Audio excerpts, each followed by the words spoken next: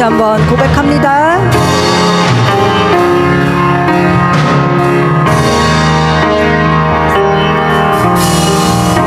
내 백성이 나를 떠나 돌아섰지만 내 사랑이 내 백성을 포기 못하나 내 모든 것 내어주고 나 그들을 얻으리라 여호와께 돌아가자 우리 돌아서도 그는 변치 않네 여호와께 돌아가자 우린 넘어져도 그 사랑 영원하네 사랑은 오래 참고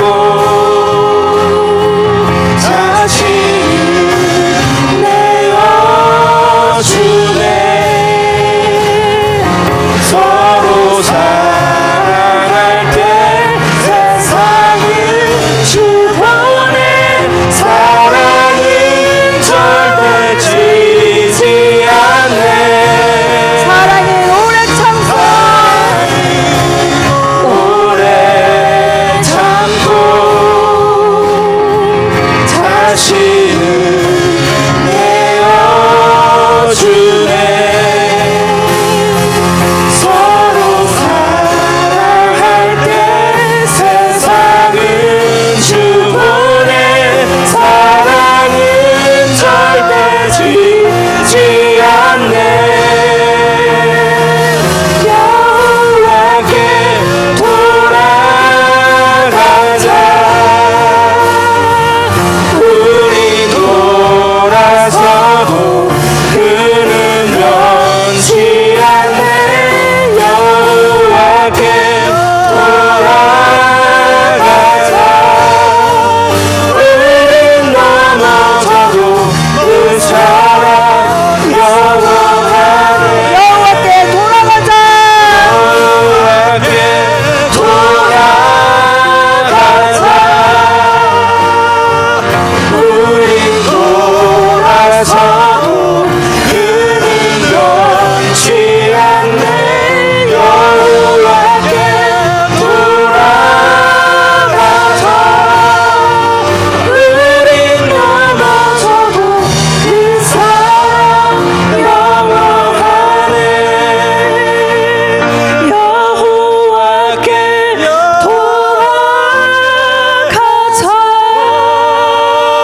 돌아가자 우리 돌아서도 그는 변치 않네 여호와께 돌아가자 우린 넘어져도 그 사랑 영원하네 이 시간에 다 같이 기도하겠습니다.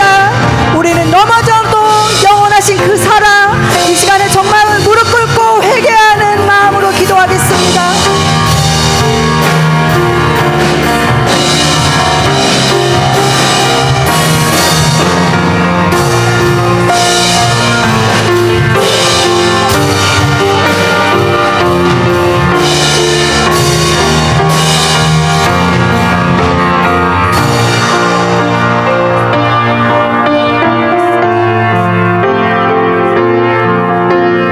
아버지, 이 시간에 더 회개하며 나아가길 원합니다.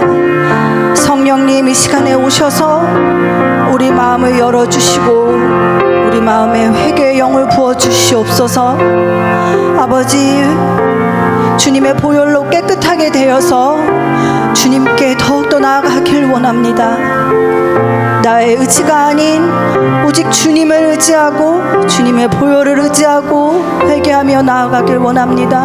아버지, 이 시간 우리가 죄를 고백하고 주님 앞으로 돌아갈 수 있는 마음을 주시옵소서.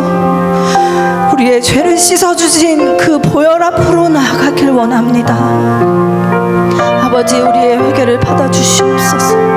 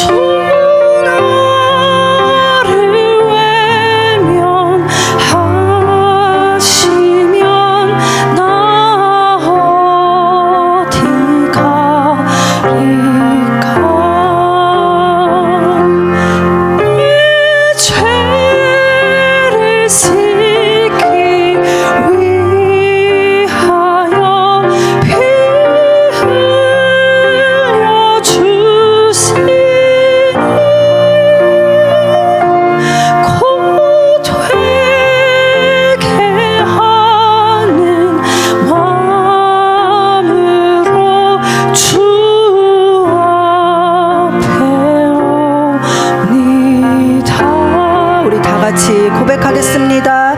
전부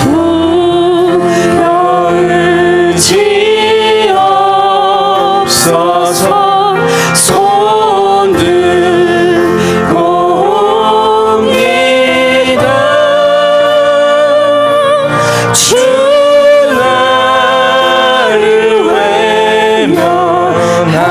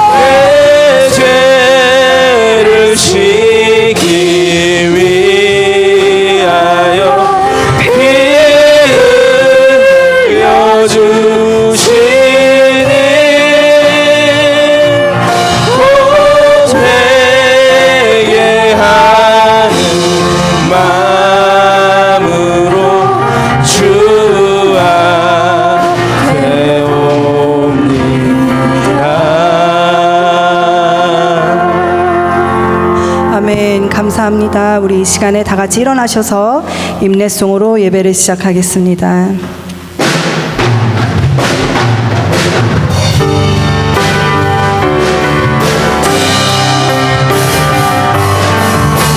지존하신 주님 이름 앞에 모든 무릎 꿇고 다 경배해. 거룩하신 주님 보좌 앞에 엎드려 절하세.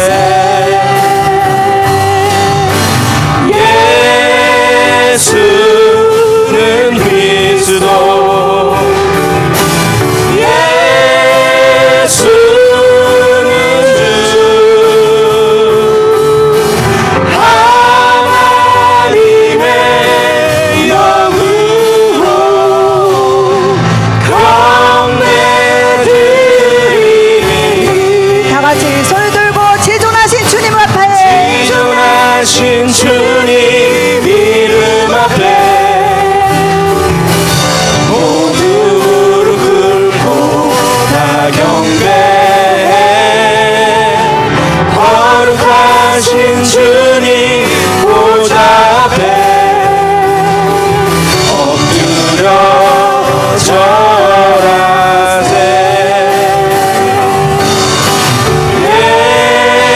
예수는 그리스도, 예수는 주, 하나님의 영으로 경배드리니.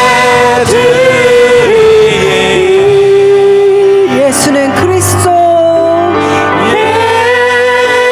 예수는 그리스도,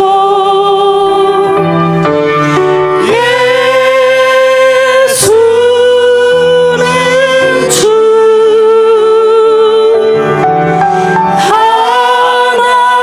하나님의 영으로 경배드리리.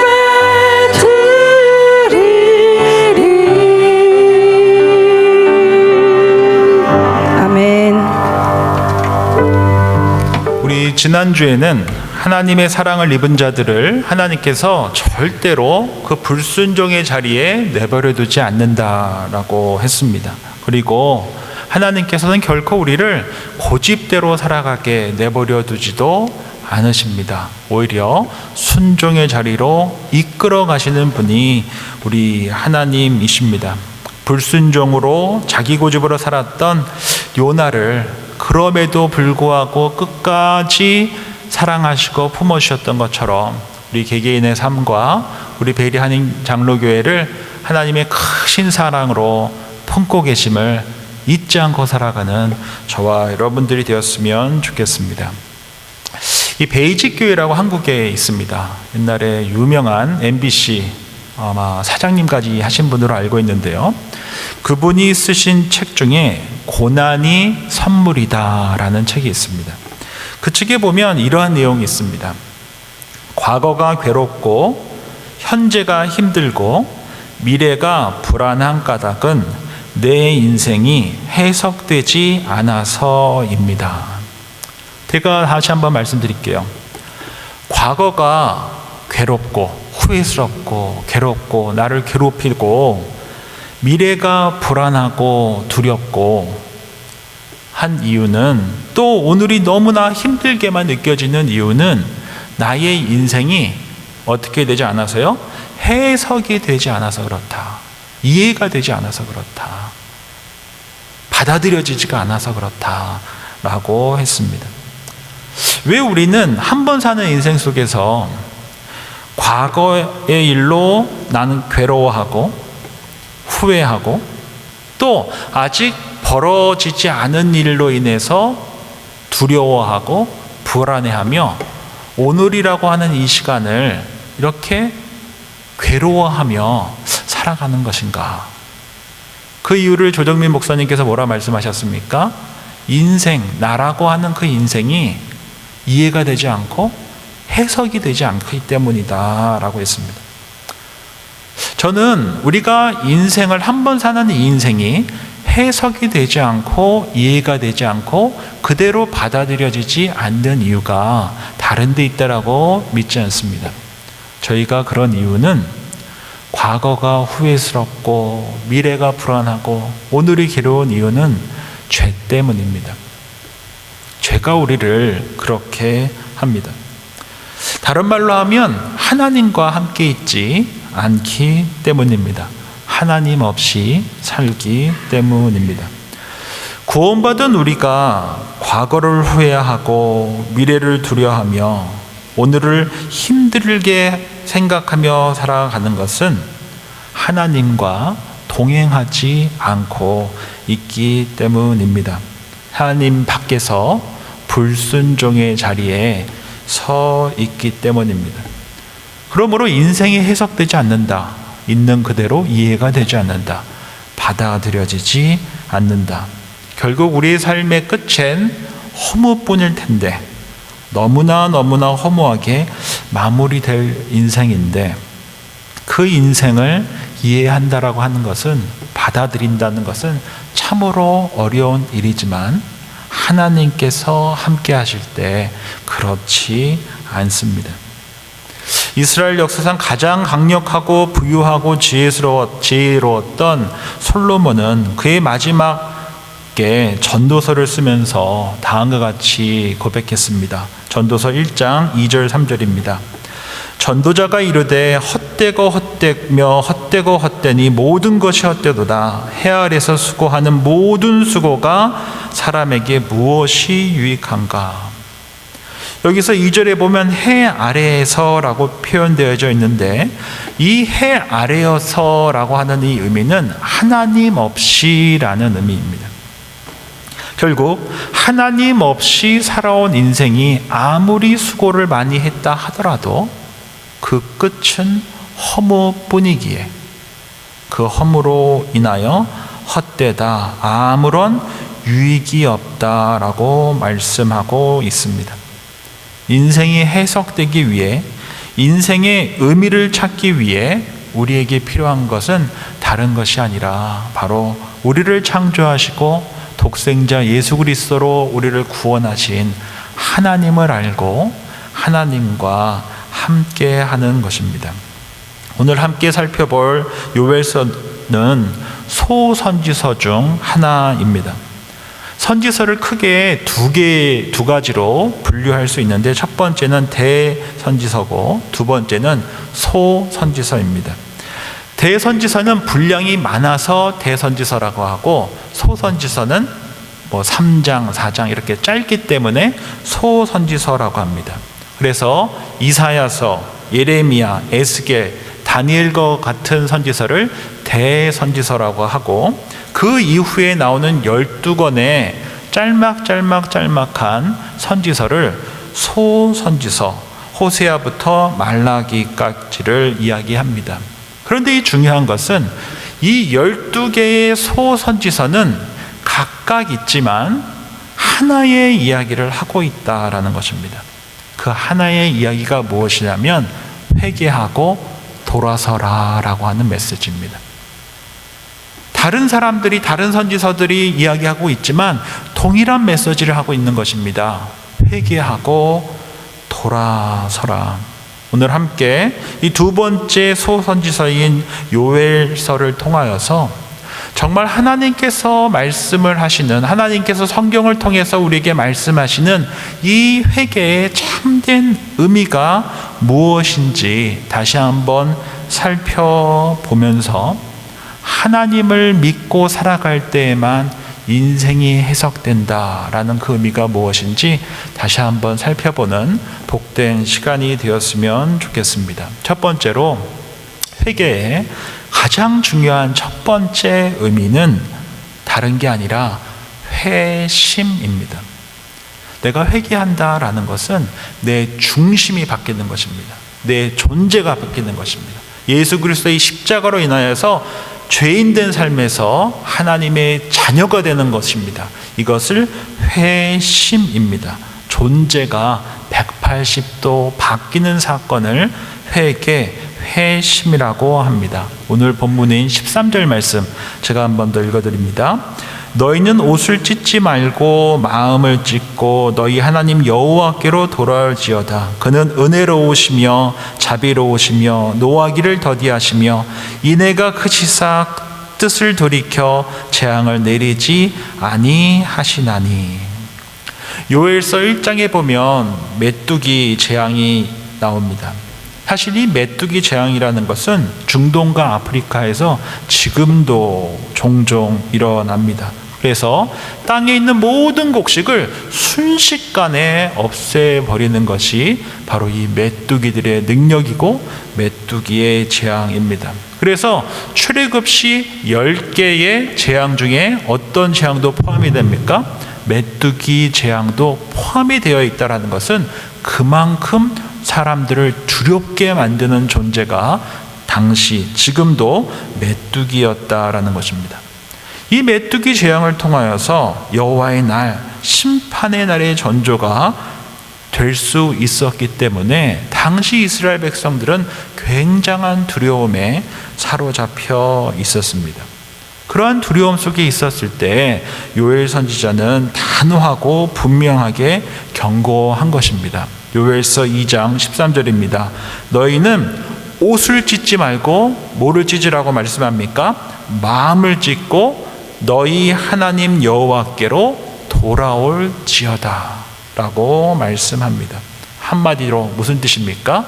회개하고 하나님께로 돌아서라 라는 것입니다.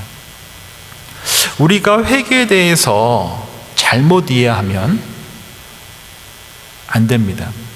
회개를 분명하고 정확하게 바르게 이해를 해야 합니다. 왜냐하면 우리가 회개를 잘못 이해하게 될 때 죄의 의미 또한 잘못 이해할 수 있기 때문입니다. 성경에서 말하는 죄가 무엇이라고 했습니까? 하나님 없이 살아가는 삶이라고 했습니다. 어디 가서 범죄한 것을 성경에서 죄라고 이야기하지 않고 죄라는 것은 하나님 없이 살아가는 삶이 죄라고 했습니다. 저 하나님 없이 살 수 있어요. 하나님 필요 없어요.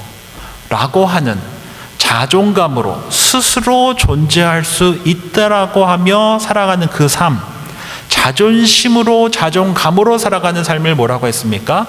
죄라고 했습니다. 그렇다고 한다면은 회개란 무엇이겠습니까? 바로 그러했던 내가 하나님이 필요해요. 하나님 없이 살 수 없어요. 하나님으로 인하여서 제가 하나님의 자녀가 되고 싶어요. 제가 한 번 사는 인생으로 만족하지 않고 영원한 하나님의 자녀로 살고 싶어요 라고 하며 어떻게 하는 것입니까? 하나님께로 돌아가는 것입니다. 이것이 회개입니다. 이것이 바로 회개의 첫 번째 의미입니다. 이를 다른 말로 뭐라고 한다고 했습니까? 회심이다 라고 한다라는 것입니다. 마태복음 3장에 보면 세례 요한이 유대 광야에서 첫 번째 했었던 말이 무엇입니까? 마태복음 3장 2절 말씀입니다. 회개하라, 천국이 가까이 왔느니라 라는 것입니다. 이스라엘 백성들이었습니다. 율법을 받은 이스라엘 백성들이었습니다. 율법을 받았음에도 불구하고 누구를 향해 살았습니까? 하나님을 위해서, 하나님을 향해서 산 것이 아니라 자신들의 의를 향해서 살았던 것입니다. 그래서 세례 요한이 했었던 첫 번째 선포가 무엇입니까? 회개하라라는 것입니다. 하나님께로 돌아서라라는 것입니다. 그리고 누가복음 3장 3절에 보면 요한이 요단강 부근 각처에 와서 죄사함을 받게 하는 회개의 세례를 전파하니, 바로 하나님 없이 살아가고 있는, 하나님께서 보내신 예수 그리스도를 알아보지 못하고 있는 그들에게 회개하라라고 선포한 것입니다. 하나님 없이 살아가는 인생에서 하나님과 함께하는 삶으로 돌아서라라고 하는 것입니다. 이를 그래서 회개 또는 회심의 사건이다라고 합니다. 그래서 옛날 우리 초창기 그리스도인들은 이 의미를 아주 강한 어조로 명동이나 지하철역에서 이렇게 빨간색 옷을 입고 빨간색 표를 들고 이야기하곤 했습니다. 뭡니까? 불신지옥, 예수천당. 빨간색으로 이렇게 아주 강렬하게 표현했던 것입니다. 예수님 안 믿으면 어디 가고? 지옥 가고, 예수님 믿으면은 천당 간다. 그런데 조금 거북하고 조금 불편하게 느낄 수도 있겠지만 사실 이 단어들에 모든 것이 다 담겨 있기는 합니다. 조금 폭력적으로 들릴 수도 있겠지만 이 네 단어에 모든 것이, 복음의 내용의 모든 것이 다 담겨 있습니다. 그 이유는 회심의 사건이 사람의 협박이나 설득이나 사랑으로 일어나지 않고 성령의 역사로 일어날 뿐, 그 네 단어에 복음의 핵심이 사실은 다 담겨져 있습니다. 성령께서는 바람같이 움직이십니다. 그래서 히브리어로 성령이 무엇입니까? 루아흐, 바람이라는 뜻입니다. 하나님께서 부실 때, 하나님께서 원하실 때 역사하시는 것이지, 내 말로 협박한다 하여, 내 말로 설득한다고 하여 회심의 사건이 일어나지 않습니다. 성령께서 일하실 때 그 회심의 사건이 일어납니다.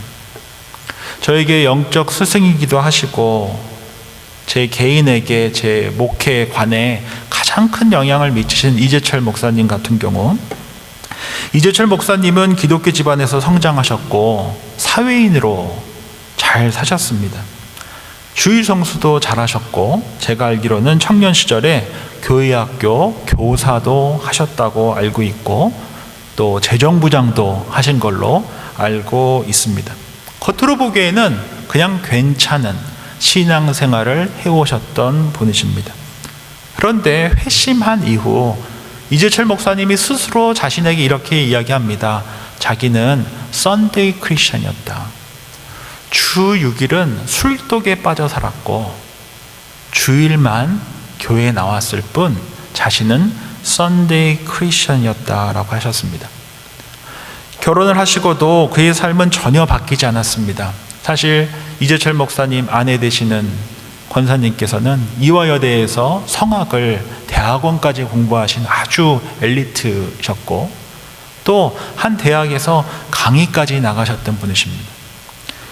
그랬던 그분 아내에게 친구들이랑 술독에 빠져 계시면서 새벽에 전화를 해가지고 술자리에 와서 노래까지 시켰던 분이 이재철 목사님이십니다.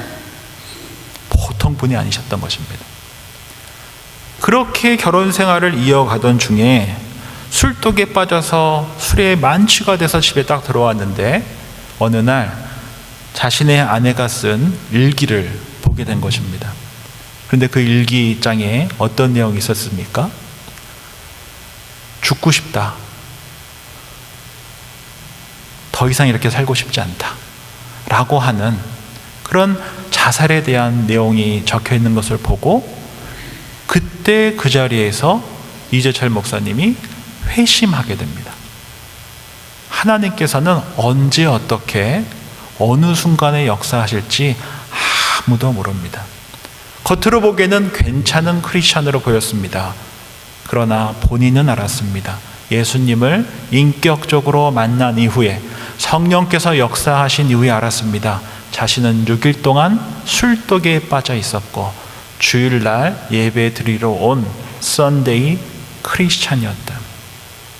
그리고 그는 180도 달라진 삶을 그날부로 살기 시작했던 것입니다. 저희도 이 자리에 함께 매주 예배를 드리러 나옵니다. 스스로에게 한번 물어볼 필요가 있습니다. 나는 어떤 크리스천인가?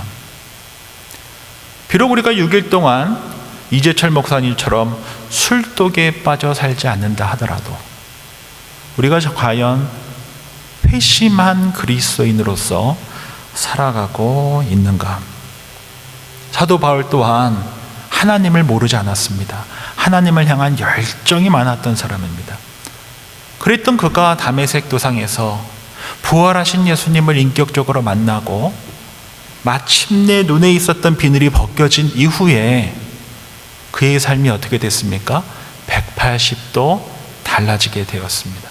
자신의 의를 위해서 살았던 삶에서 부활하신 예수님을 전하는 하나님께로 180도 돌아선 삶을 살았습니다. 이 사건을 뭐라고 한다는 것입니까? 회심이라는 것입니다.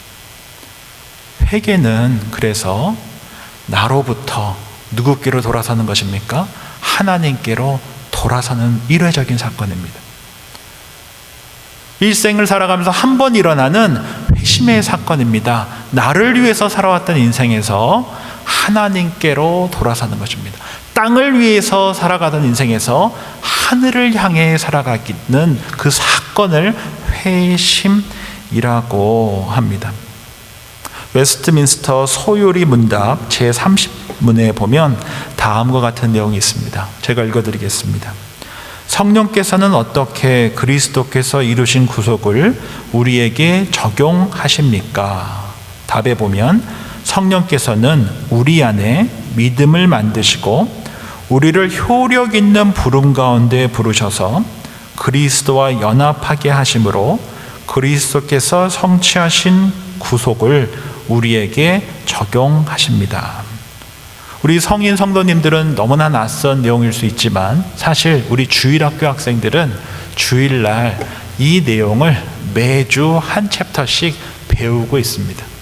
그래서 우리 아이들에게 한번 물어보셔도 좋을 만한 내용이기도 합니다. 여기서 효력 있는 부름이란 무엇이냐면 성령의 역사로 우리에게 죄와 죄 아래서 살아가는 인생의 그 비참함을 깨닫게 해주시는 것입니다. 그래서 성령께서 역사하실 때에만 우리가 얼마나 죄인인지를 보게 됩니다. 다른 말로 하면 내가 어디 가서 범죄했다라는 것이 아니라 하나님과 등지고 있는 나를 보게 한다는 것입니다. 성령께서 비추실 때, 성령께서 역사하실 때 하나님께 등지고 있는 나를 보게 한다는 것입니다. 이것이 바로 효력 있는 부름입니다. 그렇다고 한다면 회개란 무엇입니까? 성령의 역사로 말미암아 하나님께 향하여 등지고 살아가고 있던 나를 발견하고 다시금 하나님께로 얼굴을 마주하도록 돌아서는 것입니다. 이것이 바로 회개, 회심입니다. 그러므로 우리가 누군가한테 복음을 전하고 누군가에게 하나님에 대해서 소개를 할 때 우리는 조금 더 나이스해야 합니다. 왜 그렇습니까? 성령께서 역사하실 때 하나님께 등지고 있었던 나를 발견하게 되고 하나님을 마주하게 되는 역사가 일어나기 때문입니다.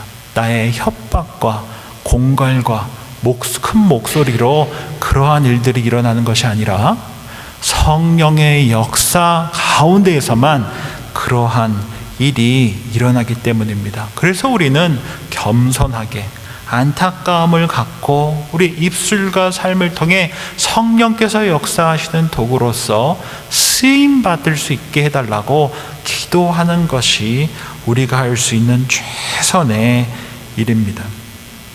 죄에서 돌아서는 것, 이것이 바로 첫 번째 회개이며 이를 회심이라고 한다라는 사실 잊지 말고 우리 주변에 아직 하나님을 모르고 있는 이들에게 이렇게 기도하며 도구로 쓰임받게 해달라고 기도하셨으면 좋겠습니다. 하나님, 저의 말과 저의 큰 목소리로 이 사람을 변화시킬 수가 없습니다. 성령께서 역사하실 때 변화될 수 있습니다. 성령님, 이 귀한 누구누구가 하나님께 등지고 있다는 사실을 깨닫게 해주십시오. 그리고 하나님을 마주할 수 있게 해주십시오. 더 이상 자신의 의를 위해서 살아가는 삶을 멈추고 하나님께 영광 돌리는 삶을 살아가게 해주십시오. 이를 위해 저를 사용해 주십시오. 우리 가정을 사용해 주십시오.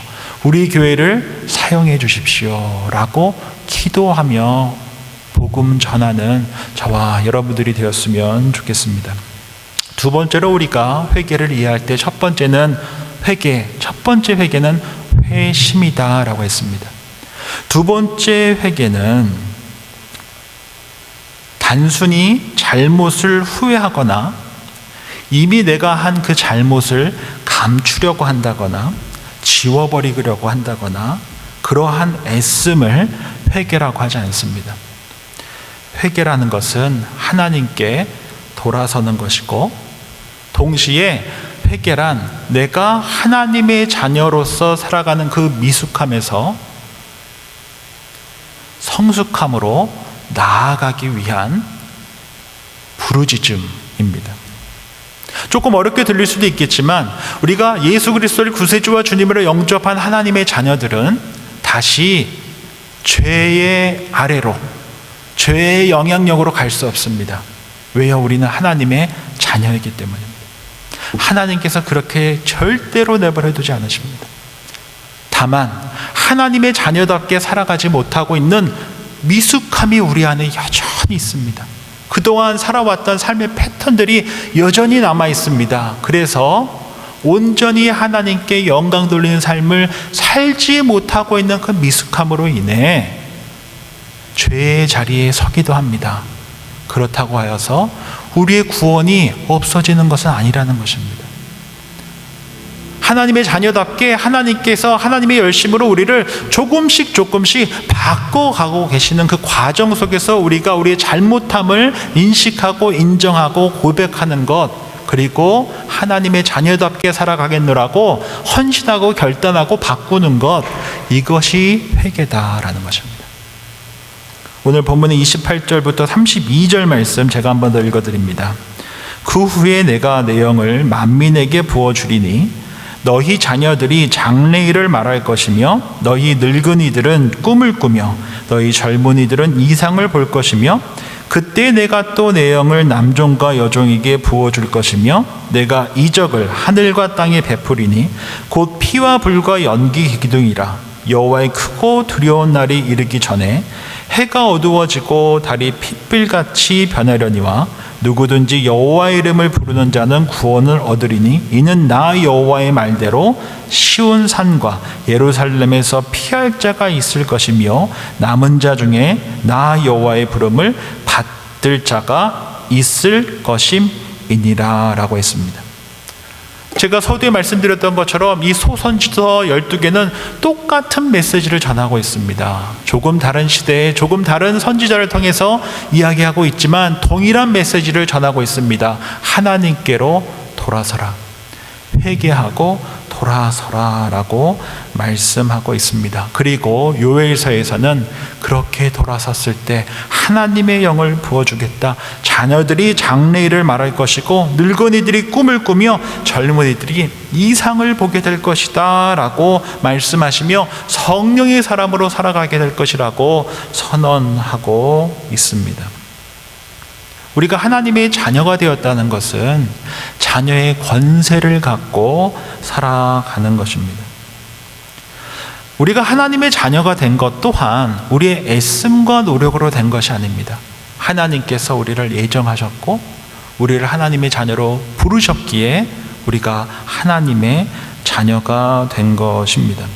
그래서 우리들에게 있어서 두 번째 회개, 이 회개라는 두 번째 의미는 더 이상 죄인의 자리로 갔다가 그 자리에서 다시 하나님의 자녀로 돌아선 것이 아닙니다. 이미 예수 그리스도의 보혈로 말미암아 우리는 죄 아래 있지 않고 은혜 아래 있습니다. 다만 하나님의 자녀로 살아가면서 우리 안에 여전히 뭐가 있습니까? 미숙함이 있다라는 것입니다. 고집이 있을 수 있습니다. 그렇다고 해서 우리가 다시 죄의 자리에 갔다라고 여겨지는 것은 잘못하면 이는 예수 그리스도의 십자가의 그 능력이, 그 보혈의 능력이 마치 부족한 것처럼 이해될 수 있기 때문에 굉장히 조심해야 한다라는 것입니다. 내가 잘못하고 하여서, 내가 지금 죄인의 자리에 서 있다고 하여서, 내가 이만저만한 실수를 하고 연약함과 미숙함에 있다고 하여서 그리스도께서 흘리신 보혈의 공로가 무효화되거나 부족하거나 그렇지 않다라는 것입니다. 우리는 이미 하나님의 자녀입니다. 다만 미숙할 뿐입니다. 그리고 하나님의 열심이 미숙한 나를 그리스도까지, 그 장성한 분량까지 이끌어 가실 것입니다. 하나님의 열심으로 그렇게 일하실 것입니다. 그러므로 회개란, 그리스도인들에게 이미 하나님의 자녀가 된 우리들에게 있어서의 회개란 바로 미숙함에서 성숙함으로 변화되어져 가는 그 과정입니다. 반성이고 수정입니다.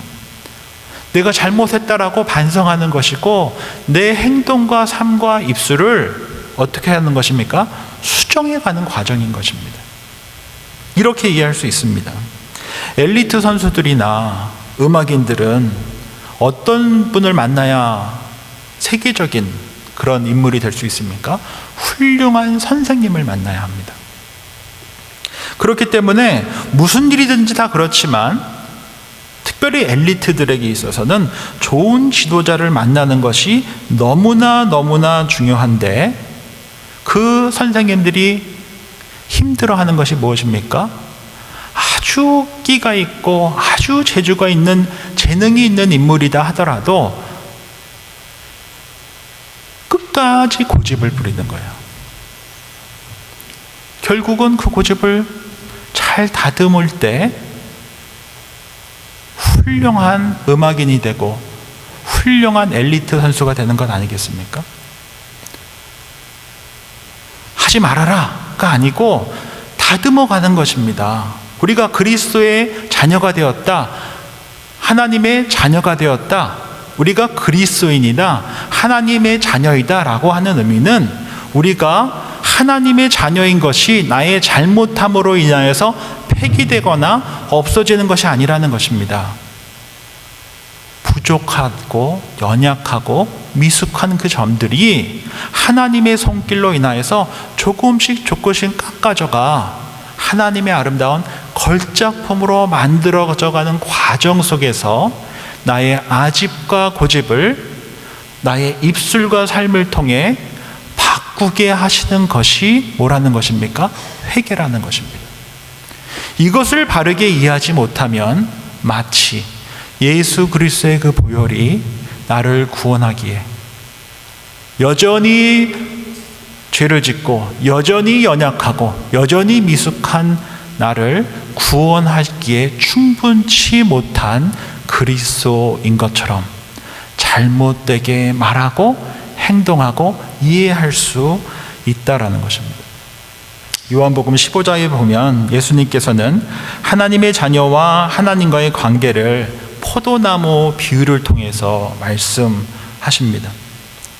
예수님께서는 참 포도나무 되시고 하나님은 농부라고 말씀하셨습니다. 그리고 포도나무에 붙여서 열매를 잘 맺는 가지는 농부 되시는 하나님께서 더 많은 열매를 맺게 해주시고 그것을 깨끗하게 해주신다라고 말씀하셨습니다. 제가 요한복음 15장 3절 말씀 읽어드립니다. 너희는 내가 일러준 말로 이미 깨끗하여졌으니, 이미 깨끗해졌다라는 것입니다. 이미 하나님의 자녀가 되었다는 것입니다. 요한복음 15장 5절입니다. 나는 포도나무여 너희는 가지라.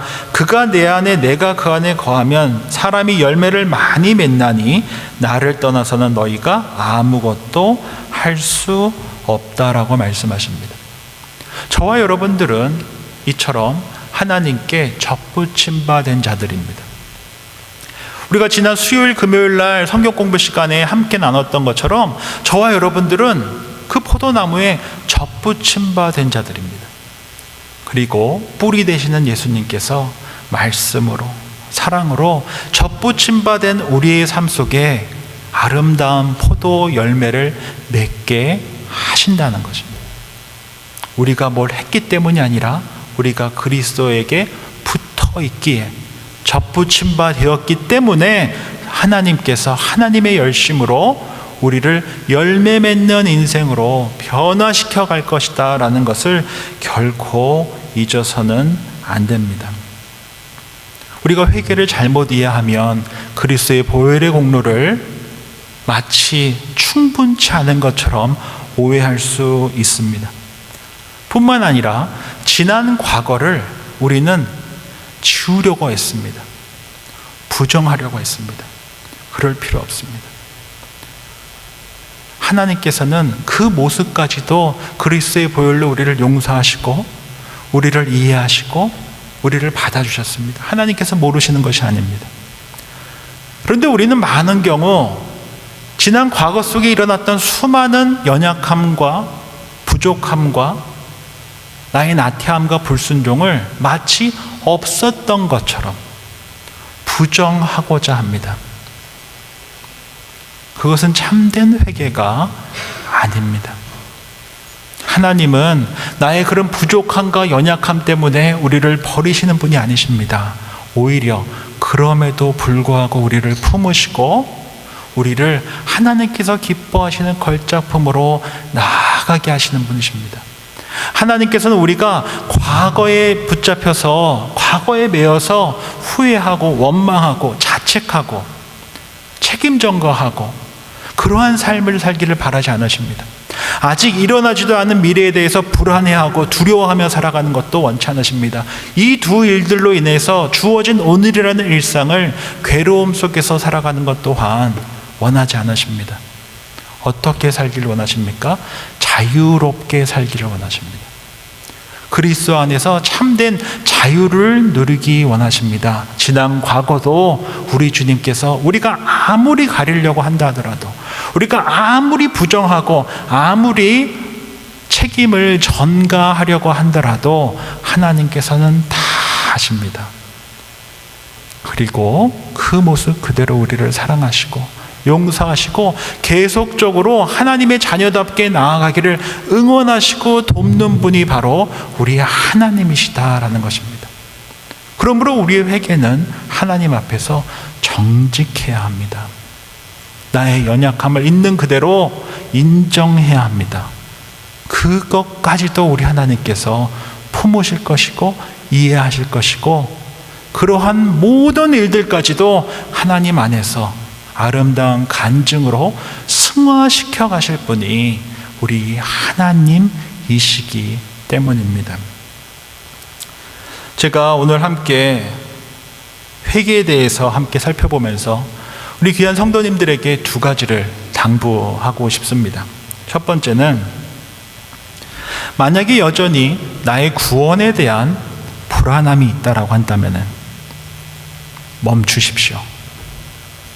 구원은 내 감정에 따라서 왔다 갔다 하는 것이 아닙니다. 구원은 하나님의 능력입니다. 저와 여러분들이 하나님께 구원받았다고 하는 것은 내가 구원받은 것 같아 라고 하는 내 생각과 감정에 따라서 왔다 갔다 하는 것이 아닙니다. 구원은 하나님의 능력입니다.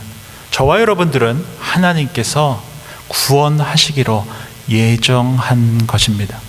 그리고 그 일을 하나님께서 이루신 것입니다. 절대로 의심하거나 불안해하거나 하지 마십시오. 구원은 하나님의 능력입니다. 또 하나 기억하셔야 될 것은 구원받은 저와 여러분들의 삶을 하나님께서는 결코 포기하거나 놓거나 없애버리거나 잘라버리거나 그러하지 않으십니다. 하나님께서 사랑하기로 결정하신 저와 여러분들은 우리의 연약함과 미숙함에도 불구하고 하나님의 열심으로 반드시 완성시키실 것입니다.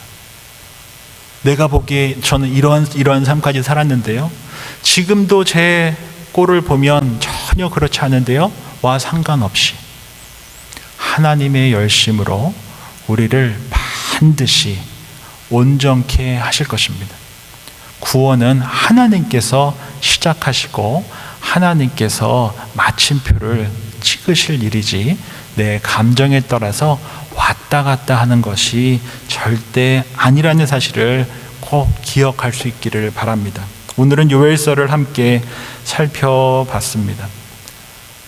회개란 죄로부터 돌아서는 것입니다. 또한 회개란 하나님의 자녀로 살아가면서 나의 연약함과 미숙함을 하나님 앞에 정직하게 고백하고 하나님의 걸작품으로 빚어져 가는 과정입니다.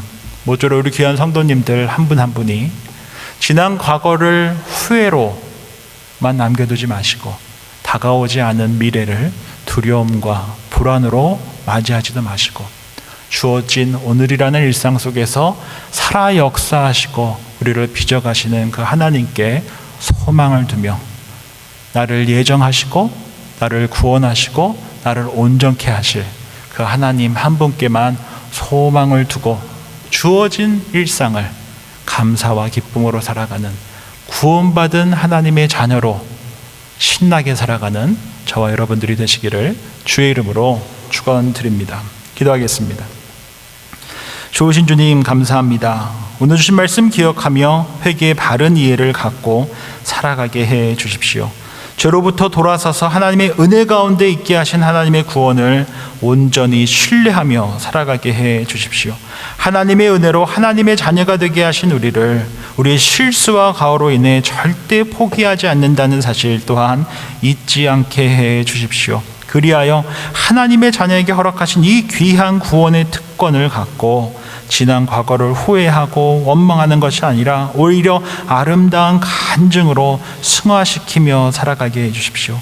아직 오지 않은 내일을 두려움과 불안으로 맞이하지 아니하고 한 번 사랑하시면 끝까지 사랑하시는 하나님의 사랑에 그 말씀에 신뢰를 두고 소망을 두고 끝까지 살아내는 우리들 되게 해 주십시오. 그렇게 주님의 자녀를 끝까지 사랑으로 품으시고 새롭게 하시는 주님께 삶의 운전대를 맡기고 살아가는 믿음의 자녀들 되게 해 주십시오. 한 번 사랑하시면 끝까지 사랑하시는 예수님의 이름으로 기도드립니다. 아멘. 다 함께 일어나셔서 결단 찬양 주님께 올려드리겠습니다.